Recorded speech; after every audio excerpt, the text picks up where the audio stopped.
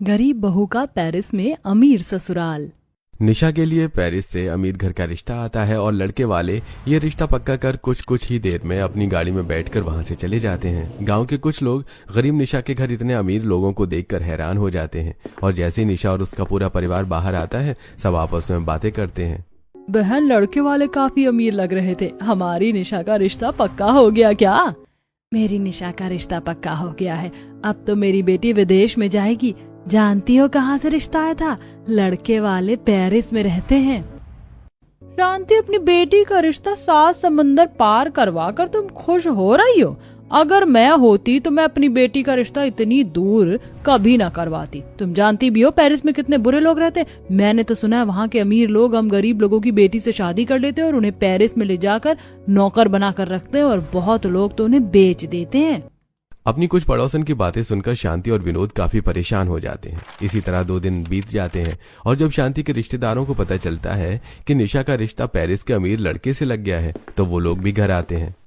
भैया, तुम तो बहुत बुरे हो, आखिर तुमने दिखा ही दी ना अपनी और पराई बेटी में फर्क। वैसे तो तुम कहते थे कि तुम मेरी अंजलि के लिए भी बहुत अच्छा लड़का देखोगे, पर जब पेरिस से रिश्ता आया तो तुमने अपनी बेटी का रिश्ता तय कर दिया। बहन, ऐसा नहीं है। मैंने हम दोनों की बेटी की फोटो लड़के वालों को भेजी थी। अब लड़के वालों को अगर निशा पसंद आई तो इसमें हमारी क्या गलती?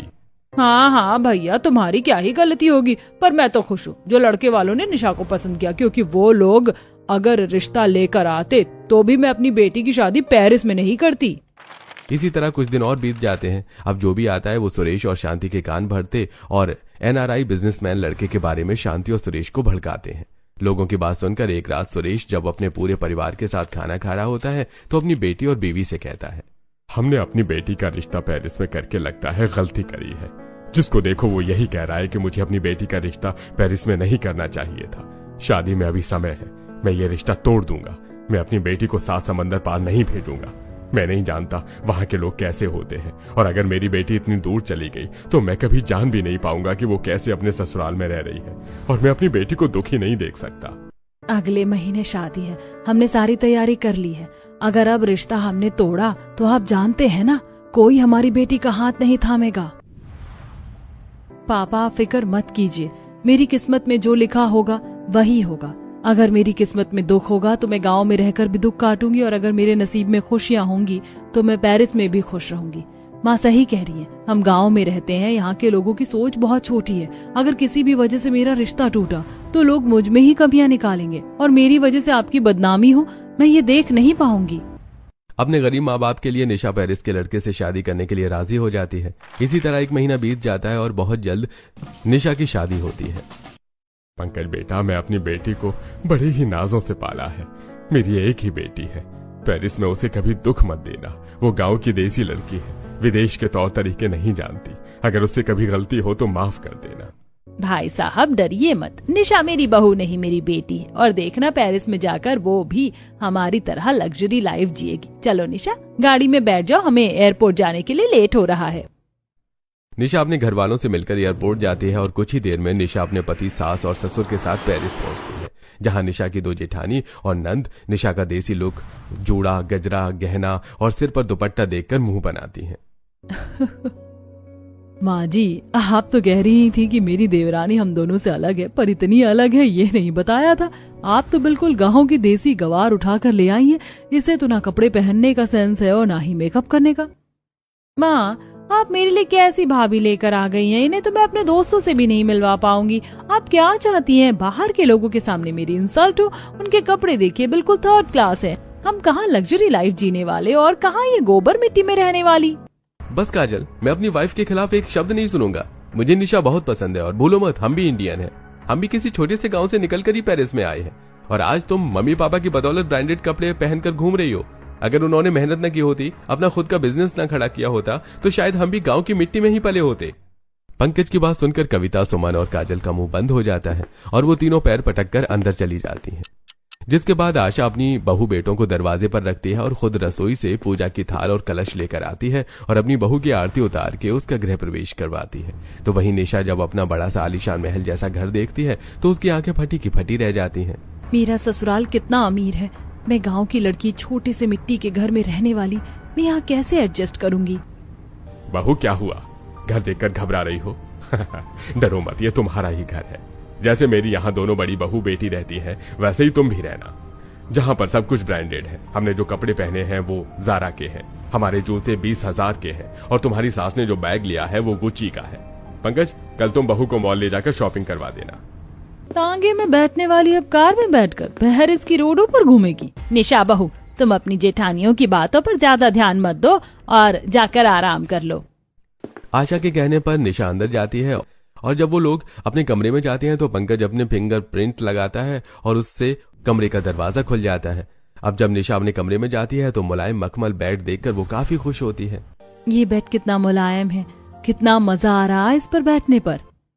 निशा, ये तो बस शुरुआत है, अब तुम थोड़ा आराम कर लो, फ्रेश हो जाओ, फिर एक साथ डिनर करेंगे। इतना बोलकर पंकज अपना वॉशरूम दिखाता है और कैसे शावर चलता है, किधर चलेगा, ये सब कुछ निशा को सिखाता है।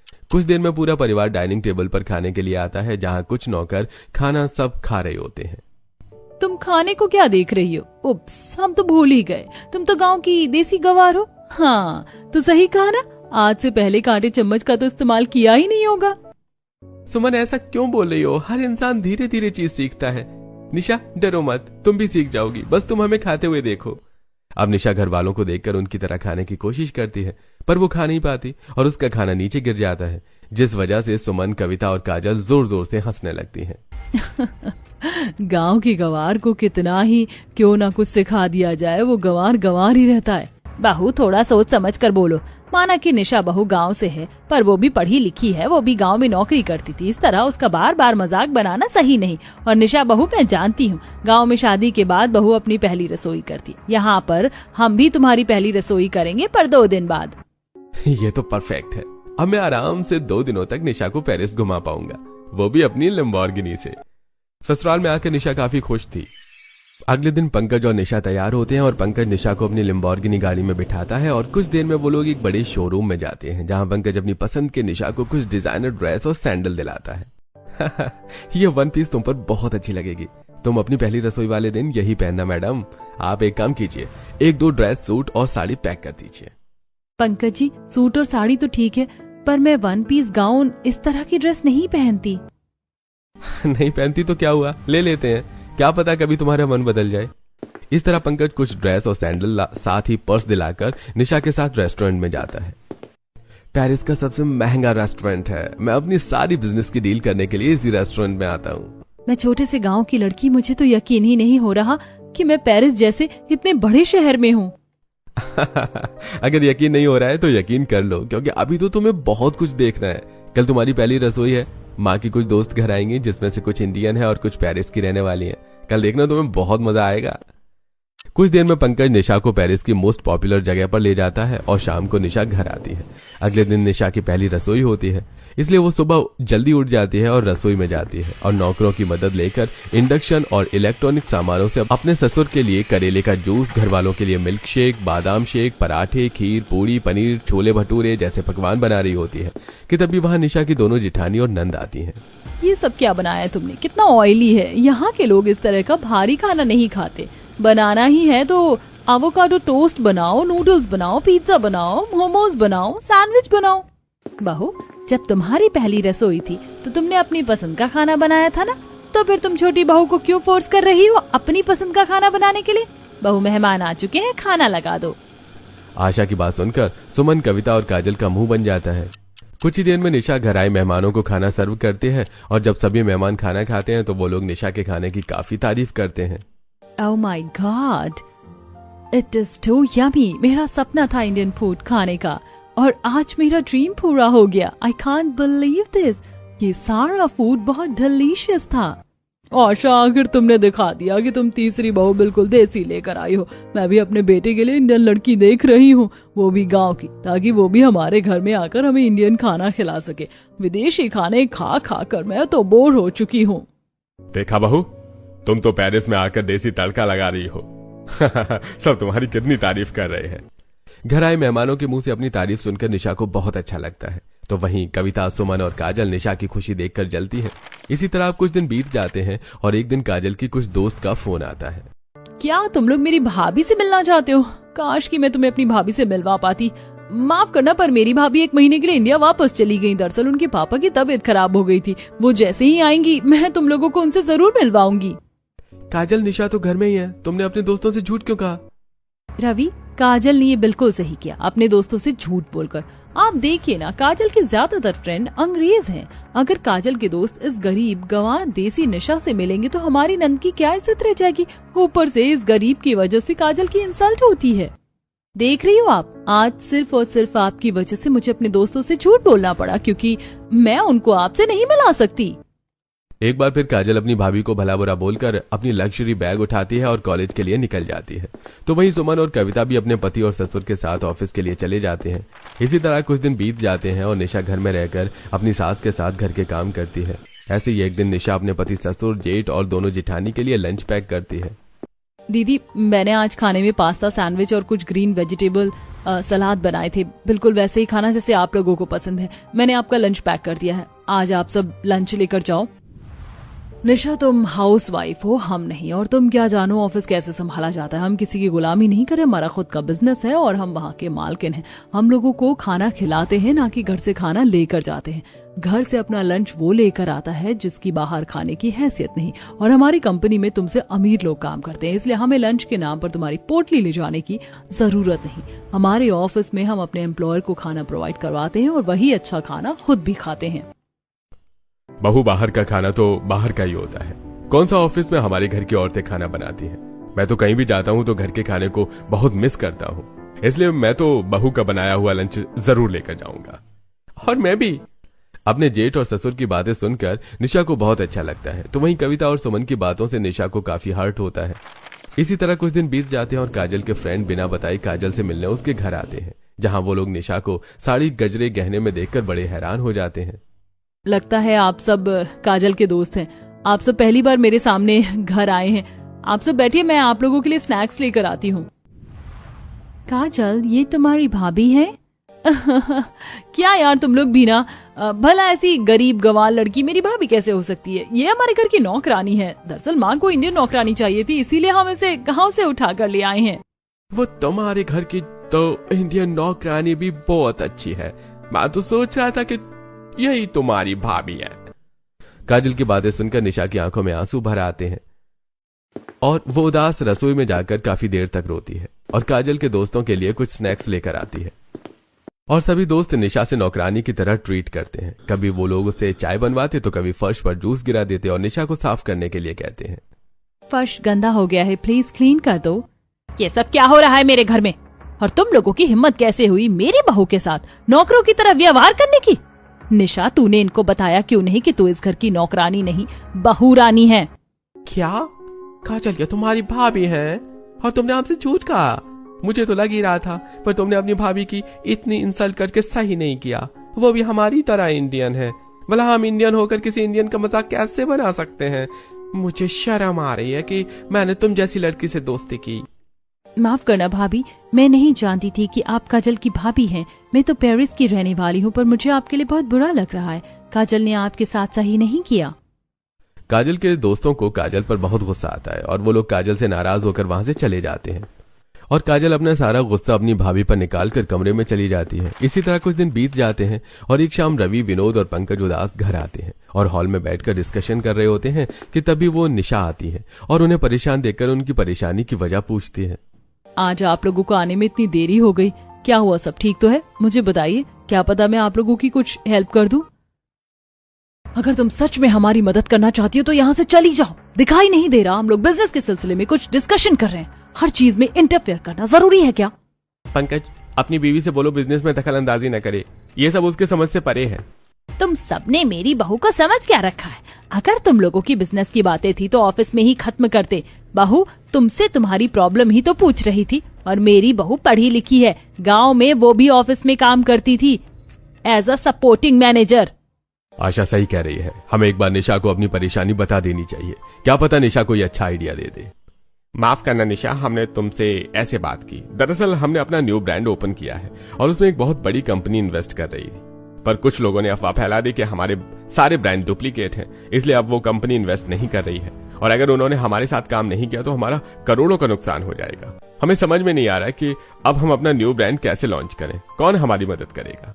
बस इतनी छोटी सी प्रॉब्लम है और आप लोग इतना परेशान हो रहे हैं। उस इन्वेस्टर को तो पता नहीं कि आप कितने और इन्वेस्टर से बात कर रहे हैं। जैसे कंपनी को लेकर झूठी अफवाह फैली है कि आप डुप्लीकेट ब्रांड बनाते, वैसे ही आप एक और अफवाह फैलाओ कि आपको आपका नया इन्वेस्टर मिल चुका है और वो पुरानी कंपनी से ज्यादा इन्वेस्ट करना चाहता है। फिर देखना वह इन्वेस्टर कैसे आपके साथ काम नहीं करता। बहू बिल्कुल सही कह रही है, हमने इस तरह से तो सोचा ही नहीं था। आजकल अफवाह में बड़ी ताकत होती है। सभी को निशा का आइडिया बहुत अच्छा लगता है और अगले दिन निशा भी अपनी जेठानी, जेठ और पति के साथ कोट पैंट पहनकर ऑफिस जाती है और कुछ एम्प्लॉइज के साथ मिलकर ऑनलाइन और ऑफलाइन दोनों ही तरह से कुछ अफवाहें फैला देती है, जिस वजह से पुराने इन्वेस्टेड दोबारा से मीटिंग करता है और विनोद कोई कंपनी के साथ काम करने को तैयार हो जाता है और अब रात को पूरा परिवार घर आता है। माँ, मैं आपको बता नहीं सकता आज मैं कितना खुश हूँ। हमने जो परफ्यूम का नया ब्रांड चालू किया था, वो इन्वेस्टर हमारे साथ काम करने को राजी हो गया है और अब वो 200 करोड़ इन्वेस्टमेंट करना चाहता है और ये सब कुछ निशा की वजह से हुआ है। निशा, तुम बेस्ट हो, तुम्हारा आइडिया काम कर गया। अगर तुम न होती तो हमारा करोड़ों का नुकसान हो जाता। सच में निशा, हम तुम्हें गांव की गरीब गंवार बेवकूफ समझते थे, पर आज तुमने साबित कर दिया कि अगर कोई गरीब है तो इसका मतलब ये नहीं कि वो बेवकूफ है। भाभी, मुझे भी माफ कर देना, मैं हर कदम पर आपकी बस इंसल्ट करती रही, पर आज आपने साबित कर दिया कि जो काम मैं पेरिस में रहकर ना कर सकी, वो काम आपने कर दिखाया। मेरी बीवी ने इतना बड़ा काम किया है तो क्यों ना आज हम फैमिली डिनर के लिए बाहर चलें। फैमिली डिनर पर जाने के लिए अब पूरा परिवार एक साथ तैयार होता है और इस बार निशा साड़ी न पहनकर स्टाइलिश ब्रांडेड कपड़े पहनती है और अपनी जेठानी और नंद की तरह तैयार होकर नीचे आती है। सभी निशा का नया लुक देखकर हैरान हो जाते हैं। तुमने शैनल का परफ्यूम, ज़ारा की ड्रेस और गुची का बैग लिया है। इस लुक में तो तुम बिल्कुल विदेशी लग रही हो। भाभी, आपका ये नया लुक बहुत अच्छा है। पर निशा, तुम्हें तो ये सब पसंद ही नहीं, फिर आज तुम। आप लोगों ने मुझे इतना प्यार दिया, मैं जिस रूप में रही मुझे उस रूप में स्वीकार किया, इसीलिए अब मेरा भी फर्ज बनता है आप लोगों के लिए कुछ करने का। मैं नहीं चाहती कि मेरी वजह से कभी भी आप लोगों को इंसल्ट बर्दाश्त करनी पड़े। और वैसे भी हम पेरिस के सबसे बड़े रेस्टोरेंट में जा रहे हैं। अब मैं वहाँ पहले की तरह सूट या साड़ी पहन के तो नहीं जा सकती ना। वैसे भी अब मैं पेरिस में रहती हूँ तो मुझे पेरिस के लोगों की तरह तो बनना ही पड़ेगा। इतना बोलकर निशा अब जैसे ही अपने पूरे परिवार के साथ रेस्टोरेंट के लिए जाती है, उसके माँ बाप का फोन आता है और निशा अपने माता पिता को वीडियो कॉल पर पूरा पेरिस और रेस्टोरेंट दिखाती है। माँ, पापा, कैसी लग रही हूँ मैं इस ड्रेस में? देखो, आपकी बेटी पेरिस में आकर बिल्कुल पेरिस के लोगों की तरह बन गई है। मैं यहाँ बहुत खुश हूँ पापा। भगवान करे मेरी बेटी ऐसे ही हमेशा खुश रहे। आज तुझे खुश देखकर हमारे दिल पर जो बोझ था वो हट गया है। आज मुझे लग रहा है कि मैंने अपनी बेटी की खुशियां चुनी। तेरी शादी पंकज से करवाकर तू ऐसे ही हमेशा पेरिस में रहना और खुश रहना। अपने पिता से बात करके निशा थोड़ी इमोशनल हो जाती है, तो वहीं सुरेश और शांति भी काफी खुश होते हैं और अब निशा भी अपने ससुराल के बिजनेस में हाथ बटाती है और उनके कारोबार को और मुकाम तक पहुंचाती है।